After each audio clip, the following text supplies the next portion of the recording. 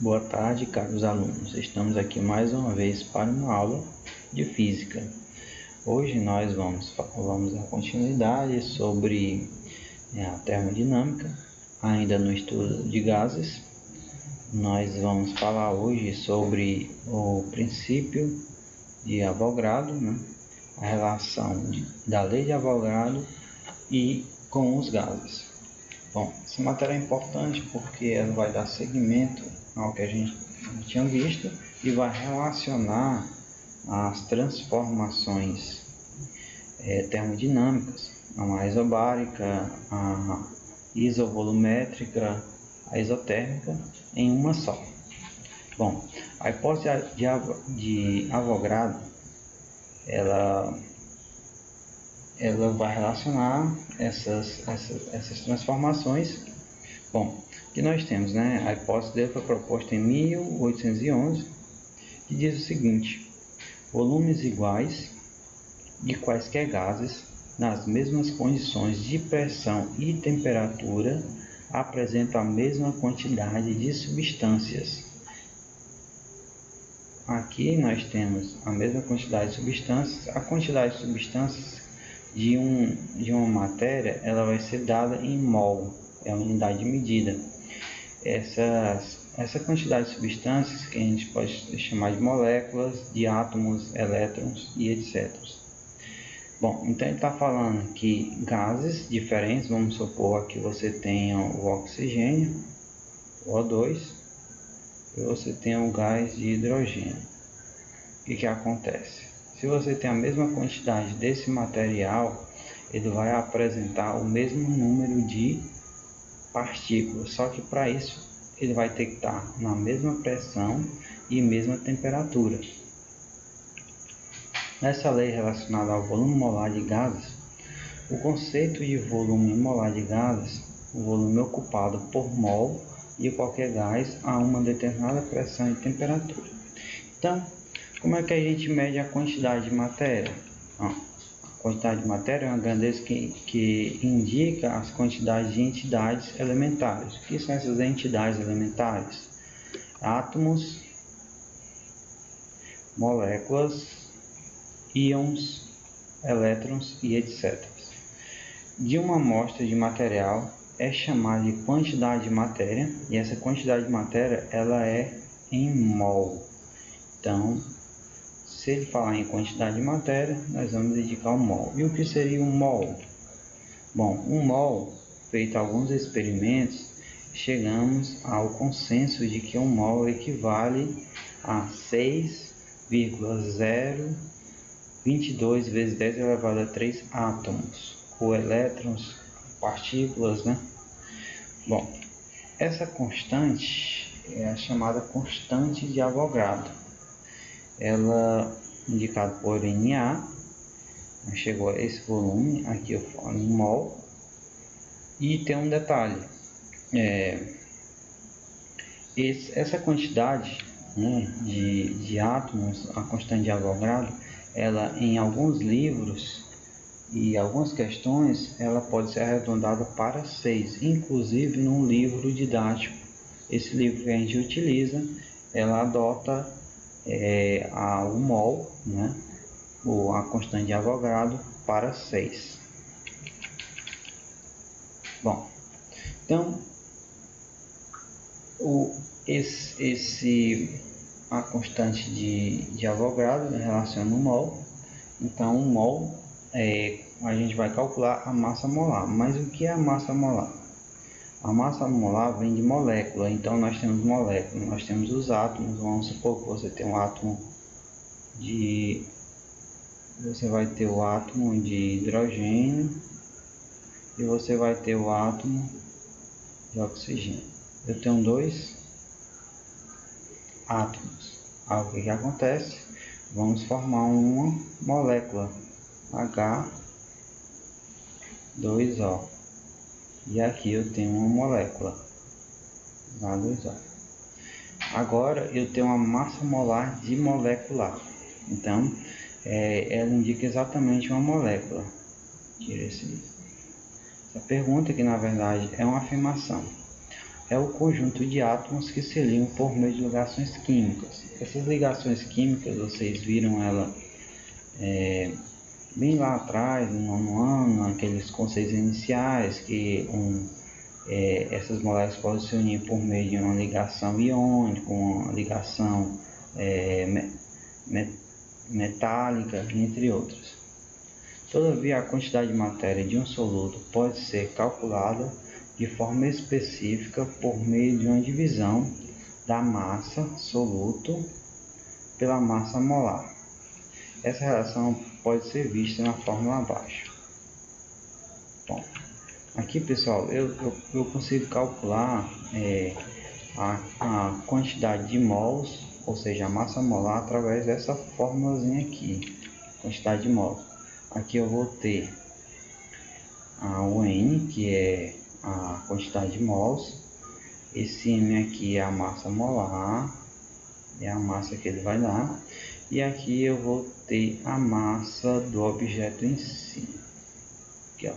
M é a massa molar e M é a massa, a quantidade de massa da amostra, né? Então, o que é que nós temos aqui? Vamos ver um exemplo. Esse exemplo diz o seguinte: a massa molar do gás oxigênio O2 é de 32. Se a massa de determinada amostra de oxigênio O2 for de 160 gramas, observe que aqui eu estou me referindo à quantidade da massa em gramas. Podemos calcular a quantidade de matéria dessa amostra usando essa fórmula aqui. A fórmula diz que N minúsculo vai ser igual a massa molar, a massa da amostra dividido para a massa molar. A massa molar é o N maiúsculo. Então, na questão ele diz que a massa da amostra foi de 160 gramas, então 160 dividida pela massa molar, que observe, é 32 gramas por mol, ou seja, a cada 1 mol ele vai ter 32 gramas. Então eu vou fazer essa divisão e determinar a quantidade de mols. Então se você pega 160 dividido por 32 vai dar 5 mols. Então, lembrando que um mol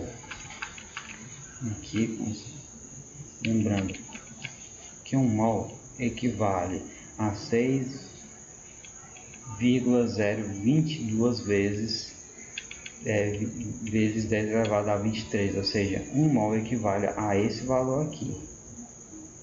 Então, se eu quiser calcular a quantidade de matéria do objeto, basta multiplicar no final pela quantidade de mols. Então, se eu quero saber na questão, aqui eu calculei a massa molar, a quantidade de matérias foi de 5 mols. E se eu quiser saber quantas partículas elementares tem essa amostra, como é que eu farei para calcular isso? Aqui eu vou calcular a quantidade de partículas nesse caso. Para calcular a quantidade total de partículas em maiúsculo, vai ser igual a N, que é o número de mols da amostra, vezes a constante de Avogadro, Na. Bom, então eu sei que esse N minúsculo que a gente descobriu aqui, que esse N minúsculo é a quantidade de mols, nós descobrimos que era 5.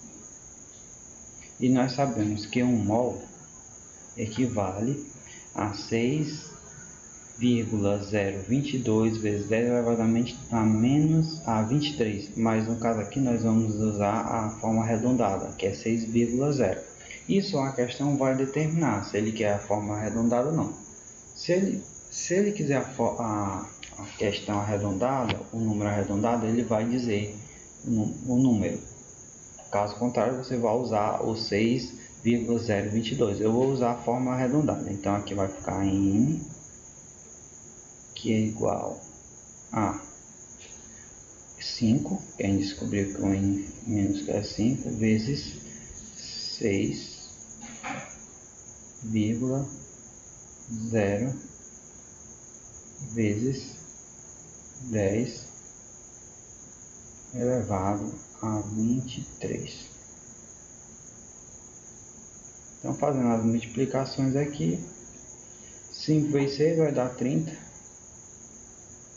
30 vezes 10 elevado a 23. Bom, por se tratar de uma notação científica, esse número é maior que 10, então eu vou colocar a vírgula aqui para que fique menor do que 10. Então vai ficar 3 vezes 10. Bom, como eu coloquei a vírgula e andei uma casa para cá, para a esquerda, eu posso então acrescentar uma casa aqui no expoente. E vai ficar 24. Então, esse é o número total de partículas que possui essa quantidade de amostra. Então, essa aqui vai ser as partículas que vai ter, ou seja, as partículas podem ser o número de átomos, pode ser o número de átomos, também pode ser o número de elétrons, número de íons, né? Então, é bem diversificado.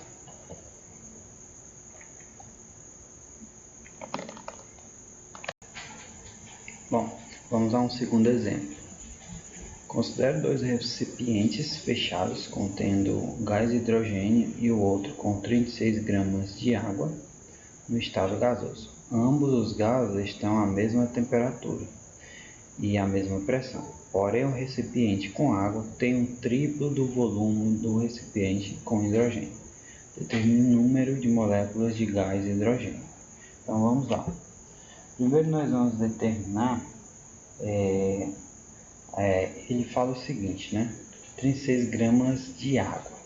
Mas você tem que lembrar que a água é uma formulazinha e que essa fórmula ela é determinada por esta H2O,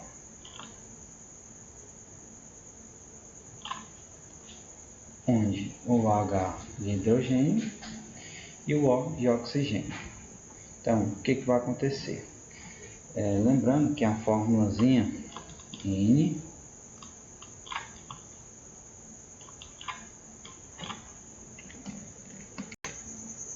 bom, então o nosso esquema vai ser esse aqui.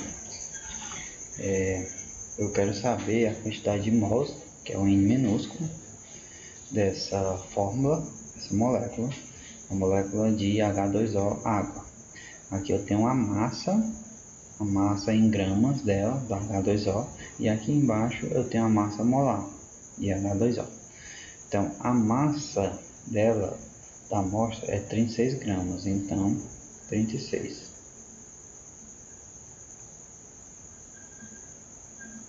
Dividido. Agora, aqui tem um detalhe. Qual é o detalhe? Bom, na molécula eu vou ter dois átomos de hidrogênio e um átomo de oxigênio. Então, tem que ser levado em consideração esse número. Então, eu vou ter 2 vezes a massa molar do hidrogênio mais a massa, 1 vezes a massa molar do oxigênio. E onde é que eu encontro isso? Onde é que eu sei disso, professor? Ele deu os dados aqui, ó. Massa molar do hidrogênio é 1 grama por mol e a massa molar do oxigênio 16 gramas por mol. Então, vai ter aqui em cima vai ficar 36 dividido por 2 vezes a massa do hidrogênio. São 2 hidrogênios, então 2 vezes 1. A massa molar do hidrogênio é de 1 grama, então 2 vezes 1. 2 vezes 1 mais a massa molar do oxigênio, que é de 16. Então 1 vezes 16. 1 vezes 16. Então, como resultado aqui, eu vou ter esse Nzinho. O Nzinho vai ser 36 dividido por 18. 36 dividido por 18 vai ser de 2 mols.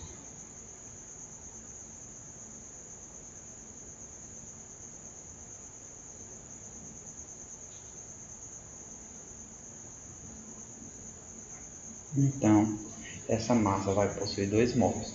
Só que na questão, ele diz assim, ó, determine o número de moléculas de gás hidrogênio. Ele quer saber o número de moléculas de gás hidrogênio. Então, como é que nós faremos para determinar esse resultado? Então, vamos ver o seguinte.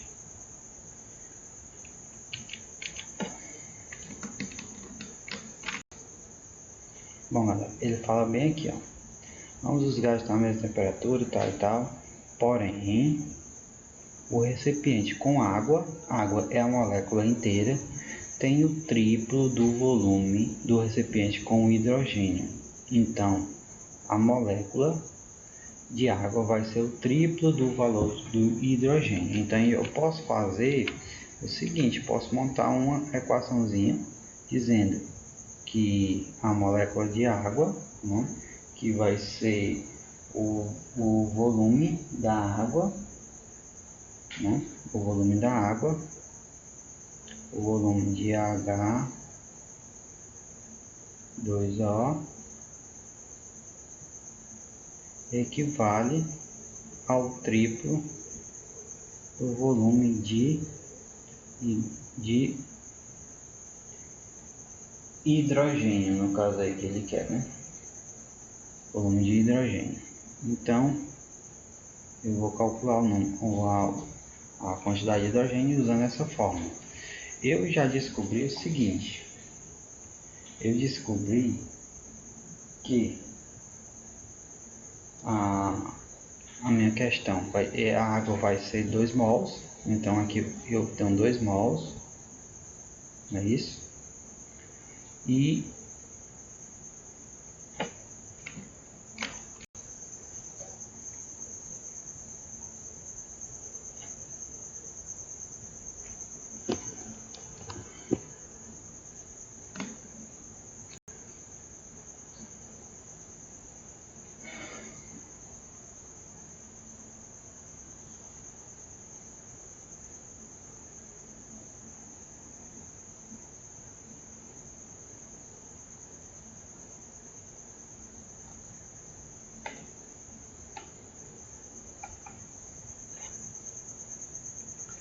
bom, galera, então aqui